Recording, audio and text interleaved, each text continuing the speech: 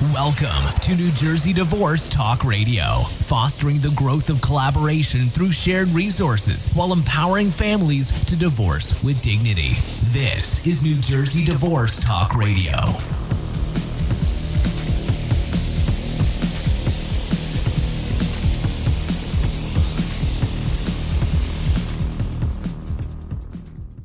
New Jersey Divorce Talk Radio is brought to you by the Collaborative Divorce Professionals Practice Group, independent interdisciplinary divorce professionals serving Monmouth, Middlesex, and Ocean counties. For more information, visit njcollaborativeprofessionals.com.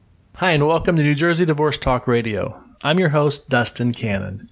At New Jersey Divorce Talk Radio, we interview leading divorce and family law professionals to give you the information you need to get through your divorce and move on with your life. Our guests today are Anna Maria Pittella, a family law attorney with over 40 years experience.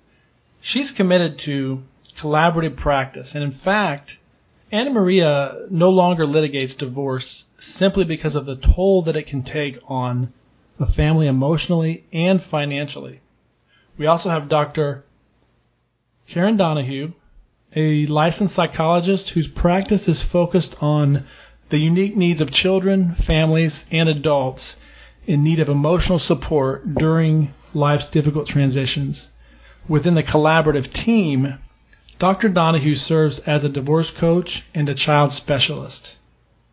We also have John Caroli, a certified financial planner who works with divorcing couples either as a financial advisor or as an advisor to one spouse if that is needed to resolve financial issues that arise during the divorce process.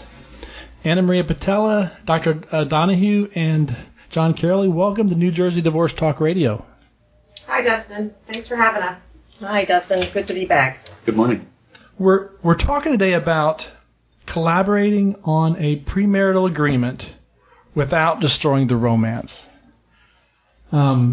This should be an interesting topic that is going to be of interest to a lot of people, I know. But before we get started, I want to ask, what is a premarital agreement? And is this the same as a prenuptial agreement, which is a phrase that people have often heard?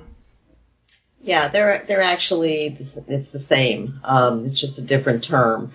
But the whole point of the agreement is to allow a couple to determine what their goals are for a marriage, generally financial goals, and do it unfortunately in a setting that's somewhat adversarial at this point.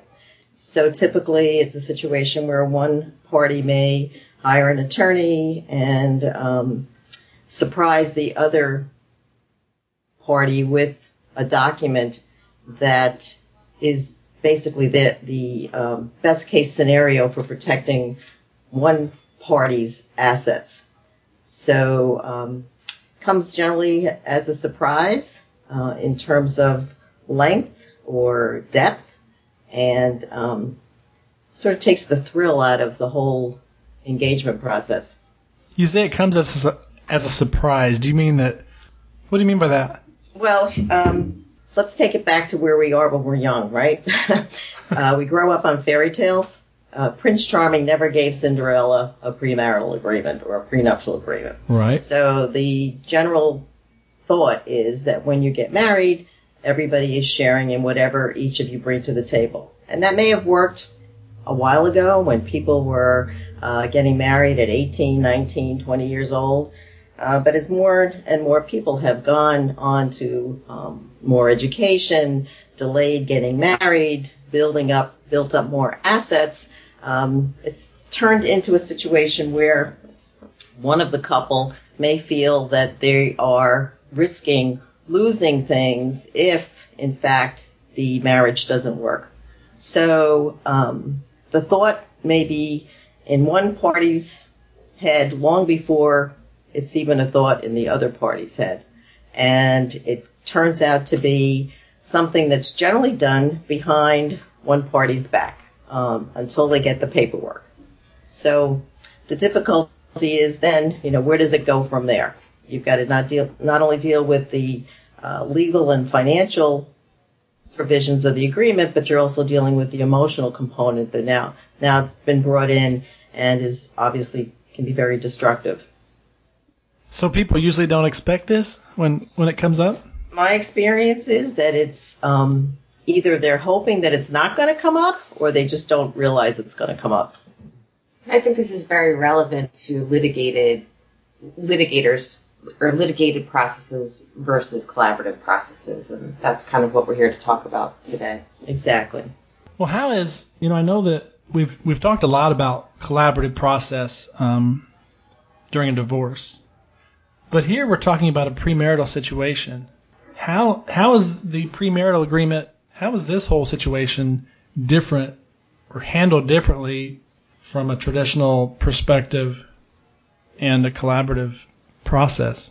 So if there were a situation where a client were going to come into me and discuss a proposed agreement, I would suggest to them that, if their goal is to actually walk down the aisle with this person, then we want to do everything not to destroy that relationship. So bringing in someone like John, who can help with the financial planning of their marriage, or bringing in someone like Karen to work with the reaction that maybe one of the party has had to the thought of even having to sign this type of an agreement, would keep them moving forward. The whole point here is people get engaged because they love each other. We're not trying to destroy them, but in a typical negotiation of a premarital agreement, everybody's standing on opposite sides of the table and they're very aligned with the person who is representing them. We're trying to make it a cohesive outcome where their issues may be addressed, but in a very friendly manner. So they're not going to lose sight of the goal that they have for the future. When I work with couples, it's really addressed more so in terms of planning.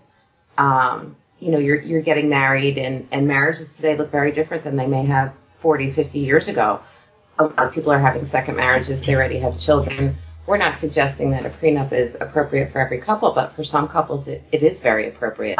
Couples such as ones getting married for the second time who already have assets and children that they're bringing to a second marriage possibly, or people who are getting married later in life in their 35s and 40s when they've accrued a large amount of assets. Couples getting married sometimes have experiences that would lead them to want this kind of an agreement because they've gone through the divorce process once before. So we kind of try to construct it as a conversation that needs to occur in terms of planning just as much as a conversation needs to go in terms of where you're going to get married and what's the reception going to look like. Couples need to be able to communicate openly, and sometimes the emotional attachments to those conversations get in the way, which is where the collaborative process can be very helpful. Many times couples want to have this conversation, but they don't know how to bring it up because they're so worried about the reactions of the other. It's not about, I'm trying to take something from you. I want us to both be trusting in what our financial plan is for the future. And it could be through the marriage as well as if, God forbid, the marriage ends. How do we safeguard things? And how do we be proactive to have these agreements set up now rather than, during a divorce where emotions are very high and, conflict kind of just rules the terms of any communication. Is there usually one person who wants to have this agreement and one who doesn't, or are the disagreements usually simply about the stipulations of the agreement? Well, what I've generally seen is one party either doesn't want it at all, or they certainly don't want it the way it's been proposed.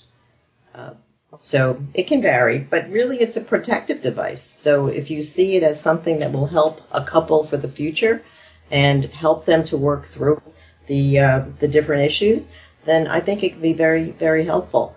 I've certainly had situations where there's been a divorce and people have said if I'd only had a premarital, prenuptial agreement, I wouldn't be in this situation. And that's very true. So there's value in protecting parts of your life that maybe weren't shared before and maybe need not to be shared in the future. There's a lot of levels that can be addressed when you're doing it appropriately and not adversarially. I know, John, you can tell about your experience. You had... Yeah, I'm working with a couple that are getting divorced. I'm working with a couple that are in the process of being divorced who would have benefited greatly by this process. The early planning and facing some of the issues, a special needs issue, and then some financial issues that weren't discussed prior to the marriage. And so the planning process really probably minimizes the likelihood of divorce, in addition to, in the unlikely or unfortunate case that you get there, the prenup will help you through that process. But it also, the planning and the communication early on is something that everyone should do, I think. Well, I wonder if it's not only having that agreement in place, but if the communication skills that they learn during the collaborative process don't help them have a more successful marriage overall. Absolutely. Absolutely. I think that consultation in this realm could be helpful to lots of couples. Usually when you're having an agreement about something that could be problematic or a conversation about something like a prenup agreement, emotions get attached in inappropriate ways. A prenup agreement is all about planning. It's really common sense. Like, I have these assets, you have these assets, I work this much, you work this much. Those conversations should go into any marriage. You know, what's going to happen after we get married? What are the roles that we're each going to assume, and what do we expect from each other? And those are conversations that are important to have before anyone gets married.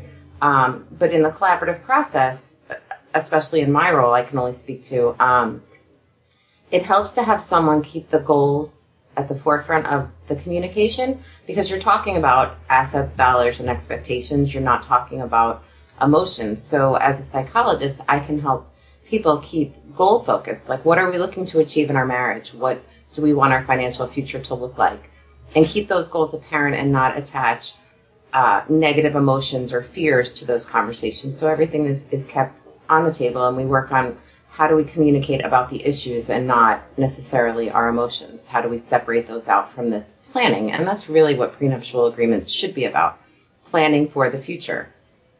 It's really common sense when you think about it. A couple may spend 6 months, a year, sometimes longer, planning a wedding, and that's one day. So all this effort to get the right caterer, the right band, the right colors, the right napkins, it's meaningless when you think about how many years they may have to spend together, and they've overlooked all those important conversations that Karen's mentioning, where truly that's what's going to keep the marriage going. Right, you're saying this is the planning that really matters. Absolutely. Think about it. You plan a will for the worst case scenario, God forbid I die. You plan for life insurance, God forbid something happens to me. While divorce isn't exactly like a fun topic to talk about, for some couples, we're not saying all, it's an important conversation to have. For example, if you're getting married for the second time and each of you owns a home and has, a few children, you have to think about your children in that next marriage. What's going to happen if this does not work out? And it's much easier to have those conversations when you're in love and you're excited about the future and you're thinking about each other in a positive way, rather than when you're at the divorce table and you're angry. We always say don't make decisions when you're angry. Well, divorce is all about decision-making and agreements, and it's really hard to separate the emotions out at that point. So, again, we look at it as like a proactive approach that's really beneficial for some couples. And it's all not, the money is never just the money. There's so much baggage attached to it that people would much rather, understandably, choose their cake rather than, because it's romantic, rather than talk about what would happen if I die. Will my assets go to my children or your children, or in a second marriage situation? But these things should be discussed. So I think we're trying to encourage couples to consider this as an important planning device for themselves when it's appropriate. And really what makes it appropriate is when one person feels it's appropriate. It may never get to a premarital or prenuptial agreement in writing, but just having those conversations with the right people would probably go a long way towards keeping them on the right path and helping them once the wedding does take place. So if someone's thinking that they'd like to explore a premarital agreement, and they haven't brought it up with their significant other, and they're not sure how to do that Do you have any recommendations? Well, I would suggest that they definitely meet with a collaborative professional, either an attorney or someone in the financial realm, or Karen in the emotional end of it. It kind of depends on where it's coming from. But the bottom line is to meet with somebody who's going to steer them into a process where they're going to work together, because we want this to be a joint outcome when it's all said and done. We certainly make referrals to other professionals because each party does have to have their own independent counsel in the negotiation of any formal agreement, because it does ultimately have to be in writing. So attorneys would typically be definitely involved. It's the other pieces that we bring in, I think, that adds value to the entire planning process. Right. So the other professionals come in to help work through the different areas and ensure that they have an agreement that is in the best interest of everyone. So, for example, if I were to have someone that I see in a therapeutic setting and they're getting married for the second time or even the first time, they may say, I'm worried about how to open this conversation up with my spouse. I could potentially call in the fiance and kind of work on that conversation. And if they're both agreeable, I would make referrals to possibly a financial person who could say, okay, well, these are the assets and this is what we're looking at.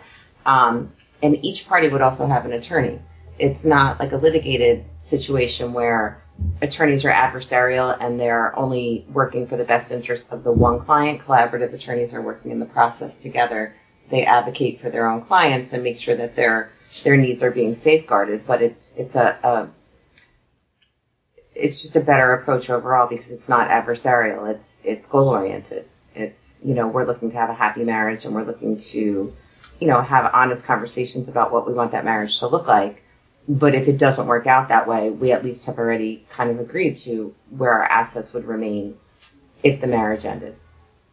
So it's not sort of a unilateral offering of a written agreement where someone has to either try and negotiate some other terms to make it more palatable, but actually having a joint effort here where every voice is heard and the particular issue that's being raised, whether it's financial or emotional, are being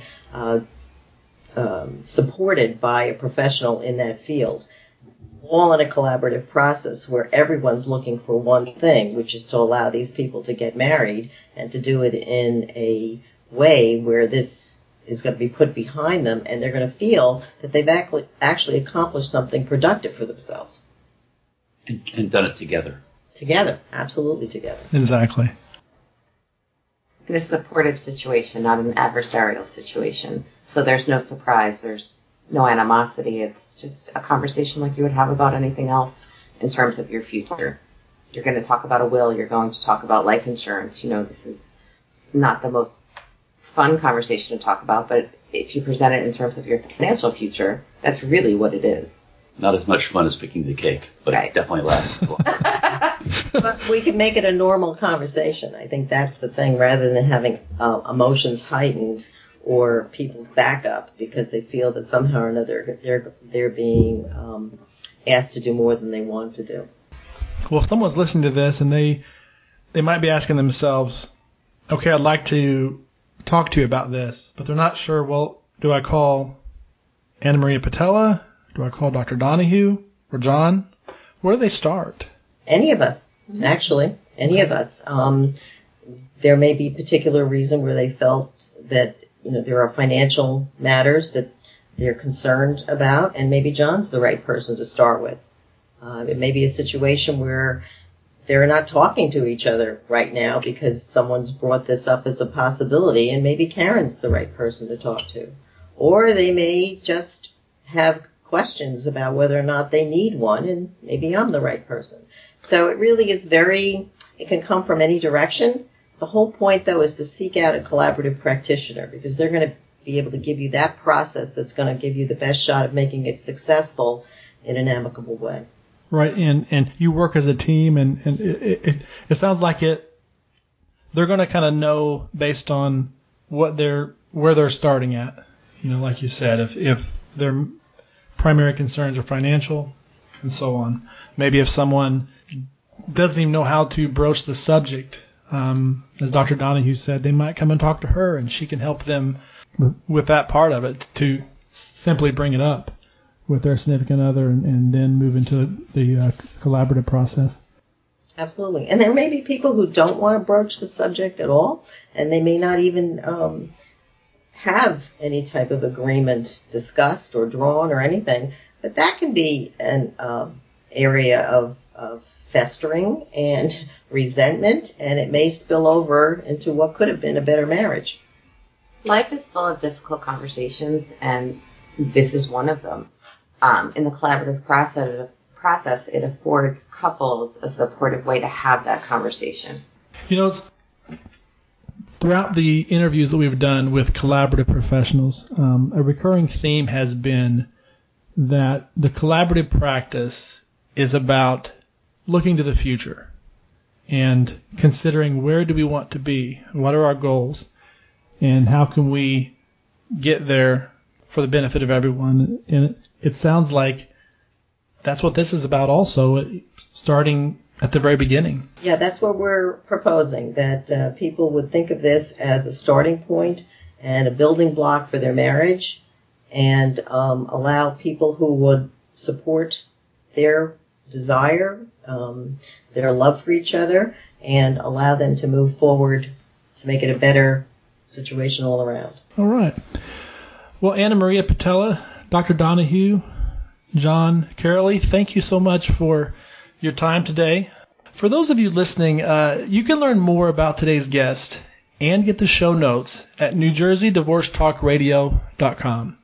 I also want to take a moment and thank our sponsor, which is Collaborative Divorce Professionals. You can learn more about the Collaborative Divorce Professionals at njcollaborativeprofessionals.com. If you're interested in learning more about collaborative law, about premarital agreements, or you want to connect with a collaborative law professional, go to their website, download the Collaborative Divorce Professionals brochure, and there you can view Anna Maria Pitella's, Dr. Donahue, or John Caroli's profile and learn more about their background and experience. Thank you so much for listening. Take care, and we will see you in our next episode of New Jersey Divorce Talk Radio. New Jersey Divorce Talk Radio is brought to you by the Collaborative Divorce Professionals Practice Group, independent interdisciplinary divorce professionals serving Monmouth, Middlesex, and Ocean counties. For more information, visit njcollaborativeprofessionals.com. New Jersey Divorce Talk Radio, empowering families to divorce with dignity.